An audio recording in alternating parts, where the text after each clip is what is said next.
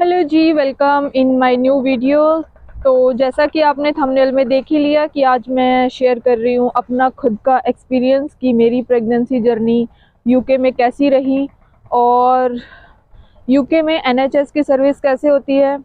यहाँ पे फ्री आपको सर्विस मिलती है मेडिकल की या आपको पे करना पड़ता है। तो आज हम इसी के बारे में डिस्कस करेंगे।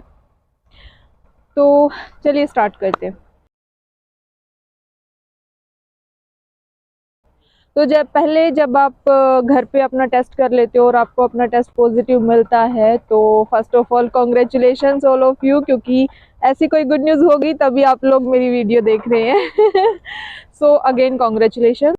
तो जी आपके पास दो तरीके होते हैं अपने हॉस्पिटल में प्रोसेस शुरू करवाने के लिए। अपना एक होता है आप अपने जीपी को इन्फॉर्म कर दो, दूसरा होता है कि आप अपने एरिया में जो आपका बड़ा हॉस्पिटल है उसका सेल्फ रेफरल फॉर्म आप गूगल पे सर्च करो। लाइक मेरा हिलिंगडन हॉस्पिटल मेरे पास लगता था, तो मैंने सर्च किया गूगल पे हिलिंगडन सेल्फ रेफरल फॉर्म हिलिंगडन हॉस्पिटल। तो वहाँ एक फॉर्म निकल के आ जाता है, आपको वो फॉर्म सब फिल करना है, पूरी वो इन्फॉर्मेशन आपकी मांगेगा। तो वो आपकी हिस्ट्री सब कुछ मांगेगा, आप पहले कोई प्रेगनेंसी जर्नी है या नहीं है, तो वो सब कुछ। तो वो आप सबमिट कर दो। उसके बाद आपके पास मेल आ जाएगी कि आपका फॉर्म सबमिट हो चुका है और आगे वो खुद से आपको कांटेक्ट करेंगे। तो जी आपका मिडवाइफ के साथ प्रोसेस शुरू होने के बाद 10 से 12 अपॉइंटमेंट्स रहेंगी मिडवाइफ के साथ और plus 2 screening test. 2 screening test आपके इसके साथ रहेंगे, जो कि आपके होगा फर्स्ट स्क्रीनिंग टेस्ट आपका होगा 8 टू 12 वीक्स में, और जो सेकेंड स्क्रीनिंग टेस्ट होगा वो होगा 20 वीक्स के अराउंड।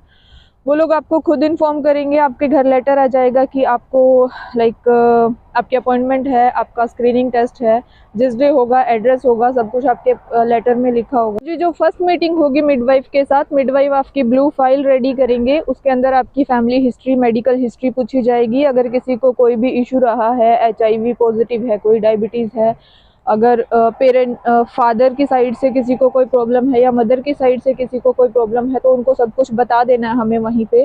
तो वो हमारी ब्लू फाइल में हमारा रिकॉर्ड एक रेडी कर देंगे। वही फाइल हमें अपनी हर एक अपॉइंटमेंट में अपने साथ लेके जानी है। आपका जो अपॉइंटमेंट लेटर आएगा घर पे, वो लेटर और एक ये ब्लू फाइल, आपको ये दोनों चीज़ें हर एक अपॉइंटमेंट में अपने साथ लेके जानी है। तो जी ये हो गई थी हमारी फर्स्ट अपॉइंटमेंट। इसके बाद होगा हमारा 8 टू 12 वीक्स वाला स्क्रीनिंग टेस्ट। उसमें क्या होगा, बच्चे की हार्ट बीट टेस्ट किया जाएगा, आपका सब कुछ नॉर्मल चल रहा है, सब बढ़िया चल रहा है, ये चेक किया जाएगा। और उसी टाइम साथ ही आपसे पूछा जाएगा, मतलब ये आपकी परमिशन से ही होगा, अगर आप डाउन सिंड्रोम वगैरह टेस्ट अगर आप करवाना चाहते हैं बेबी का, तो आपकी परमिशन ली जाएगी और आपकी परमिशन से ही वो टेस्ट होगा। तो आप पहले से डिसाइड कर लें कि आपको बेबी का वो टेस्ट करवाना है या नहीं करवाना है। और यहाँ पे 2 ही स्क्रीनिंग टेस्ट होते हैं मोस्टली। अगर सब कुछ आपका नॉर्मल चल रहा है तो मोस्टली 2 ही स्क्रीनिंग टेस्ट होते हैं। स्क्रीनिंग टेस्ट मतलब अल्ट्रासाउंड ही है, तो मोस्टली 2 ही होते हैं। अगर आपका कुछ कॉम्प्लिकेशंस लगते हैं या फिर कुछ प्रॉब्लम लगती है मिडवाइफ को, तो आपका वो थर्ड फोर्थ जो स्क्रीनिंग टेस्ट है वो अरेंज करवा देते हैं, लेकिन रेगुलरली 2 ही आपका स्क्रीनिंग टेस्ट होते हैं। तो जी इसके बाद होगी हमारी अपॉइंटमेंट 16 वीक पे। ये अपॉइंटमेंट होगी मिडवाइफ के साथ, और हर एक अपॉइंटमेंट में आपका ब्लड सैंपल, यूरिन टेस्ट और बीपी चेक किया जाएगा। ये तो आपका रेगुलर हर एक अपॉइंटमेंट्स में रहना ही है। और जो ये 16 वीक वाली अपॉइंटमेंट है, इसमें आपको मिडवाइफ बोलेगी कि आप जीपी के पास अपना अपॉइंटमेंट बुक करवाओ अपनी हुपिंग कफ वैक्सीन के लिए। ये लोग यहाँ पे प्रेग्नेंट लेडीज़ को हुपिंग कफ वैक्सीन देते हैं 16 वीक्स के अराउंड। तो जब भी आप मिडवाइफ के पास जाओगे तो मिडवाइफ आपको बोलेंगे कि जीपी के पास अपना अपॉइंटमेंट बुक करवा लो। तो जी इसके बाद आता है जो हमारा स्क्रीनिंग टेस्ट होगा, 18 टू 20 वीक्स के अराउंड होगा। इसके लिए भी लेटर आपके घर आ जाएगा कि ये इस दिन आपका स्क्रीनिंग टेस्ट है।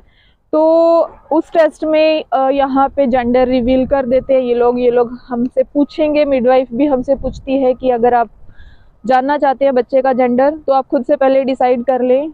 वहाँ पे आप उनसे एकदम से पहले से जब आपका स्क्रीनिंग टेस्ट शुरू होगा तो शुरू में ही आपसे पूछ लेंगे, या फिर बीच में भी मिडवाइफ जो आपका स्क्रीनिंग कर रहे होंगे वो पूछ लेंगे कि आपको जेंडर रिवील करवाना है या नहीं करवाना है, तो ये लोग बता देते हैं आपको। और ये टेस्ट होता है, बच्चे के ऑर्गन्स चेक किए जाते हैं, सब कुछ डेवलपमेंट बेबी का अच्छे से हो रहा है या नहीं, सब कुछ यहाँ पे आपका वही same blood sample, urine sample और ये सारे टेस्ट आपके कर लिए जाएंगे। और टेस्ट के बाद हमारा क्या होता है, हमारा 3 अपॉइंटमेंट्स होती है, 25th, 28th और 31 वीक पे। तो इसके अंदर ये मैंने इसलिए एक साथ बोल दिया बिकॉज इसमें सेम रेगुलर चेकअप होता है, जो आपका लाइक ब्लड टेस्ट हो गया, यूरिन टेस्ट हो गया, हाइट तो सॉरी इन्होंने पहले ले चुकी होती है, तो आपका वेट लिया जाता है, आपका बीपी टेस्ट होता है। अगर आपका सब कुछ नॉर्मल है देन कोई प्रॉब्लम नहीं है। अगर कुछ दिक्कत होती है तो ये लोग आपको कुछ सजेस्ट कर देते हैं, कुछ मेडिसिन आपको सजेस्ट कर देते हैं। तो बस इतना ही सब कुछ चलता रहता है। इसके बाद अपॉइंटमेंट होती है हमारी 34th वीक पे, वो भी मिडवाइफ के साथ। और इस अपॉइंटमेंट में आपके साथ डिस्कस किया जाता है आपका बर्थ प्लान, कि आप अपना बेबी का बर्थ जो है वो normal regular like labour room में आप करना चाहते हो, वाटर बर्थ करना चाहते हो, या फिर आप होम बर्थ करना चाहते हो।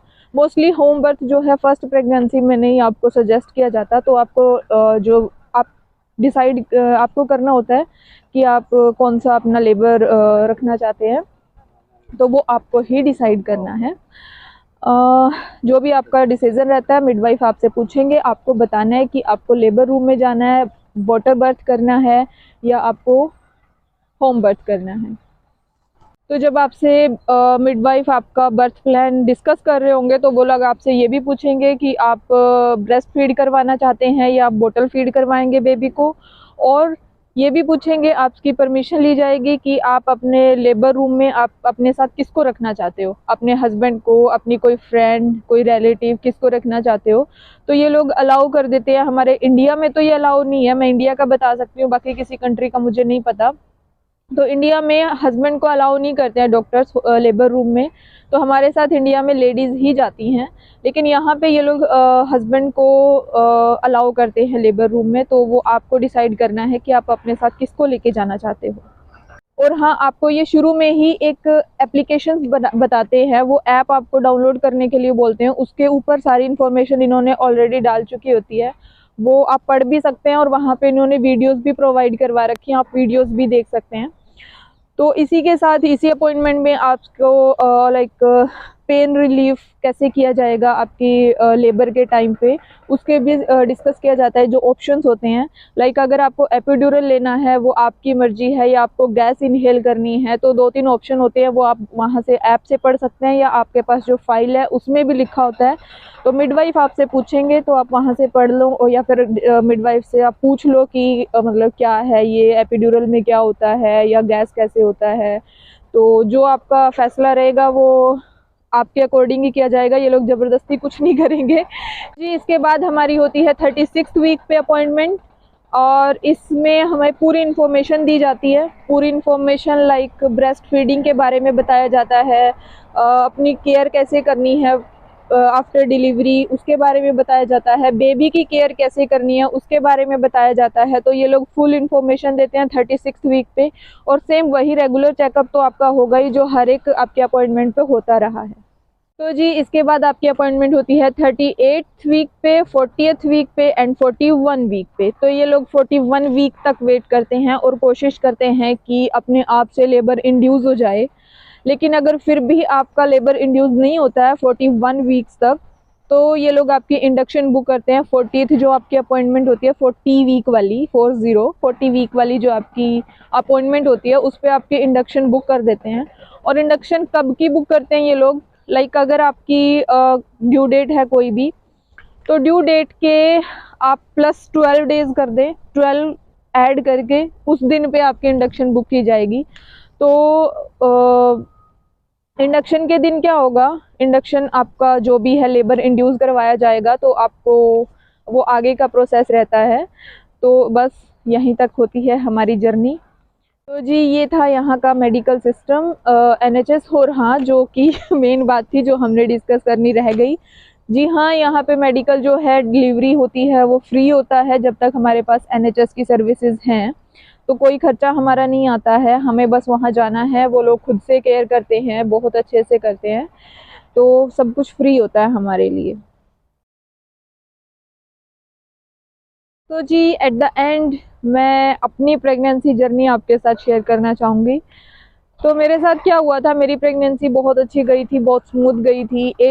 8 मंथ जब तक चल रहा था मैंने काम भी किया था। तो जी उसके बाद मैंने काम छोड़ दिया और मैं घर पे रह रही थी। एक महीना के 1 डेढ़ महीना मैं घर पे रही। और सर्विसेज जहाँ तक की बात है बहुत अच्छी सर्विस थी, मिडवाइफ बहुत अच्छी थी और हॉस्पिटल में भी मेरे साथ बहुत अच्छा हुआ। लाइक उन्होंने बहुत केयर की, बहुत अच्छी केयर करते हैं ये लोग। ऐसा नहीं है कि अगर आप पैसे नहीं दे रहे हो, आप फ्री में ले रहे हो सर्विसेज, तो आपकी केयर नहीं होगी। बहुत अच्छे से केयर करते हैं। आपको एक रूम भी प्रोवाइड करवाया जाता है आफ्टर डिलीवरी, जहाँ जब तक आपको रखा जाएगा उस रूम में रखा जाएगा। तो मुझे भी एक रूम दिया गया था, बहुत अच्छा रूम था, बहुत अच्छी केयर थी। बार बार मिडवाइफ आती थी, नर्सेज आती थी चेकअप करने के लिए। क्योंकि मेरे साथ क्या हुआ था, मेरा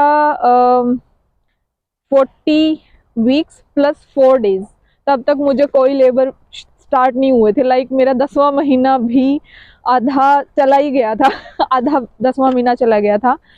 तो इंडिया वालों को मेरी दोनों घर इधर उधर, ससुराल में भी मेरे मायके में भी, दोनों घरों में टेंशन हो रखी थी। सबको ये लग रहा था कि नहीं नहीं सिजेरियन ही होगा, नॉर्मल तो हो ही नहीं पाएगा। बिकॉज इंडिया में लगता है कि 9 महीने तक ही ठीक रहता है, लेकिन ये लोग वेट करते हैं और ये लोग पूरी कोशिश करते हैं कि आपका सिजेरियन ना हो, नॉर्मल ही हो। अगर आप चाहते हो कि सिजेरियन होगा तो ये लोग सिजेरियन कर देते हैं।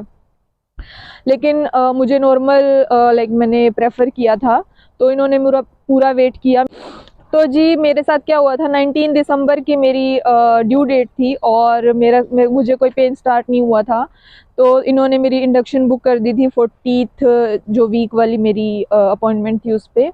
तो मेरी 31 दिसंबर की मेरी अपॉइंटमेंट थी। तो हम क्या सोच रहे थे उस टाइम पे, क्योंकि 29 को अनिल का बर्थडे, मेरे हस्बैंड का बर्थडे होता है। तो हम सोच रहे थे कि चलो लेट तो हो ही रहा है तो 29 को ही हो जाए, दोनों का बर्थडे एक ही डे हो जाएगा। फिर क्या हुआ, लाइक 28 दिसंबर को मुझे थोड़ा थोड़ा पेन स्टार्ट हुआ। उसके बाद ऐसे ही दिन निकल गया, मैंने किसी को बताया नहीं। और फिर 29 को शाम को मुझे ज़्यादा पेन स्टार्ट हुआ 4 बजे। तो फिर भी ये लोग बोलते हैं कि आप घर पे वेट करो जब तक आपका लाइक अगर 4-4 मिनट के डिफरेंस में आपको पेन आना शुरू होगा तब तक आप घर पे वेट करो। तो ऐसा ही हुआ, मैंने बहुत टाइम तक वेट किया। तो 11:30 बजे हम घर से गए, रात को 11:30 बजे घर से गए, हॉस्पिटल पहुंचे। वहाँ उन्होंने चेकअप किया तो बोला कि हाँ मतलब बेबी आने वाला है, तो अभी आपका मतलब लेबर रूम तैयार करते हैं। उन्होंने लेबर रूम तैयार किया, बहुत फास्ट सब कुछ किया। तो सुबह 4 बजे दियम मेरी बेबी वो डिलीवर हो गई थी। तो बहुत अच्छा एक्सपीरियंस था। और उस टाइम पे मेरा बीपी हाई हो गया था, उसकी वजह से उन लोगों ने 4 दिन तक मुझे हॉस्पिटल में रखा। नहीं तो अगले दिन सुना है कि अगले दिन ये लोग डिस्चार्ज कर देते हैं आपको। तो मुझे 4 दिन बाद इन्होंने डिस्चार्ज किया। बेबी की भी बहुत अच्छे से केयर की और मतलब मेरी भी बहुत अच्छे से केयर की। रात को भी दिन में भी लाइक 2-2 3-3 4-4 बार भी ये लोग चेकअप करने आते थे, बीपी चेक करने आते थे, आपका फीवर चेक करते थे। और हाँ खाना भी ये लोग प्रोवाइड करवाते हैं, जैसा भी है इनका अंग्रेजों वाला फूड तो वो तो ये लोग देते ही है। तो जी एक और होता है कि वो अच्छी बात नहीं लगी मुझे इनकी। वो क्या है कि ये लोग रात को किसी को रुकने नहीं देते। मैं भी अलग अलग हॉस्पिटल की अलग अलग बात हो, लेकिन जिस हॉस्पिटल में मैं थी हिलिंगडन हॉस्पिटल, वहाँ इन्होंने रुकने नहीं दिया था किसी को भी। तो 4 दिन में 8 बजे से रात को 8 बजे तक आपके पास कोई आ सकता है, वो भी मैक्सिमम 2 पर्सन, उससे ज़्यादा नहीं आ सकते हैं। और रात को तो 8 बजे के बाद आपके पास कोई भी नहीं रहेगा, कोई भी मतलब ना कोई आपका हस्बैंड ना कोई लेडी, कोई भी नहीं, बेबी और आपको ही वहाँ रहना है अगर आपको वहाँ रुकना पड़ेगा रात को। तो जी ये थी मेरी प्रेगनेंसी जर्नी। आई होप आप सबको ये वीडियो अच्छी लगी होगी। अगर आपको अच्छी लगी है तो आप लोग लाइक कर दो, शेयर भी कर दो ताकि किसी को ये इन्फॉर्मेशन मिल जाए, और चैनल को सब्सक्राइब भी कर लो प्लीज़। और अगर आपकी कोई क्यूरी है, अगर आप कुछ जानना चाहते हैं, मैं कुछ भूल गई हूँ, तो आप लोग कमेंट में मुझसे पूछ लें, मैं आपको कमेंट करके ज़रूर बताऊंगी, मैं आपका कमेंट का रिप्लाई ज़रूर करूंगी। तो thank you so much, bye bye.